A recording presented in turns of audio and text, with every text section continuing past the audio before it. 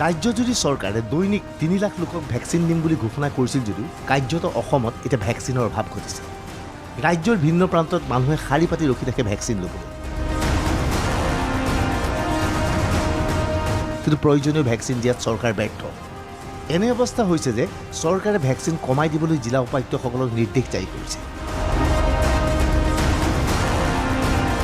লগে লগে প্ৰশ্ন হৈছে এনে পৰিৱেশ পৰিস্থিতি কেতিয়ালৈকে চলি থাকিব। অসমত এতিয়া দুটাই ভেকচিন ব্যৱহাৰ কৰা হৈছে, কোভেক্সিন আৰু কোভিচিল্ড। চৰকাৰী অথবা বেচৰকাৰী চিকিৎসালয়ত এই ভেকচিন পোৱা যায়। অসমলৈ কেতিয়া আহিব স্পুটনিক? ৰাছিয়াত নিৰ্মিত স্পুটনিকক লৈ যথেষ্ট আলোচনা বিলোচনা চলিছিল। স্পুটনিক কেতিয়া ভাৰতলৈ আহিব বুলি বিভিন্নজনে প্ৰশ্ন কৰিছিল। স্পুটনিক যথেষ্ট প্ৰভাৱশালী। স্পুটনিক ভেকচিন ল'লে ৯০% অধিক প্ৰতিৰোধ ক্ষমতা থাকে। হঠাৎ সকলোৰে আগ্ৰহ বাঢ়িছে স্পুটনিকৰ প্ৰতি।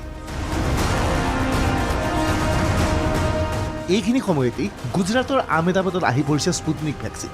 এয়া গুজৰাটৰ আহমেদাবাদৰ দৃশ্য।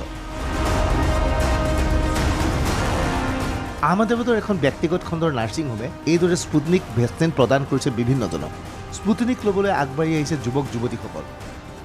A lot of reports that were produced by WHO, and there I got to know actually that Sputnik V is one of the best because it has got 91% efficiency, and well, all the other vaccines are pretty good as well, but like I was more inclined towards this, and I'm glad that today at Krishna Shelby we got to know that they've started giving out this vaccine.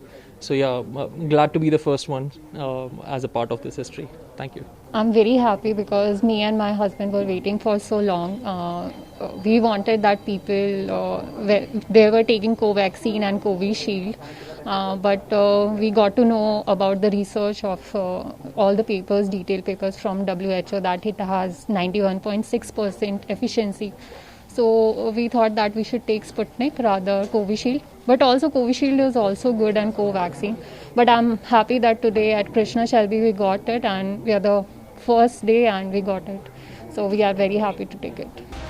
অসমত ৰাজ্য চৰকাৰে Sputnik নানে, ব্যক্তিগত খণ্ডৰ চিকিৎসালয়ে Sputnik আনিব পাৰে। ৰাজ্য চৰকাৰৰ উচ্চস্তৰীয় সূত্ৰৰ তথ্য এয়া। অসমত স্পুটনিক যিহেতু চৰকাৰৰ ফালৰ পৰা লোৱাৰ এতিয়াও সিদ্ধান্ত লোৱা হোৱা নাই। আচলতে অসমত ভেকচিন প্ৰদান কৰিছে কেন্দ্ৰীয় চৰকাৰে। কেন্দ্ৰীয় চৰকাৰে যদিও স্পুটনিক প্ৰেৰণ কৰে তেতিয়া হয়তো অসম চৰকাৰৰ হাতলৈ স্পুটনিক আহিব, কিন্তু অসম চৰকাৰৰ ফালৰ পৰা স্পুটনিক আনিবলৈ নিজাববীয়াকৈ কোনো ধৰণৰ ব্যৱস্থা হাতত লোৱা নাই। অসমত কোভিড ভেকচিনৰ নাটনি ঘটিছে। প্ৰয়োজনীয় ভেকচিন যোগান ধৰিব পৰা নাই চৰকাৰে, স্বীকাৰ কৰিলে স্বাস্থ্যমন্ত্ৰী কেশৱ মহন্তই। আমি চেষ্টা কৰি আছোঁ ভেকচিন মানে তেওঁলোক মানে কেন্দ্ৰীয় চৰকাৰৰ পৰা পাবৰ কাৰণে।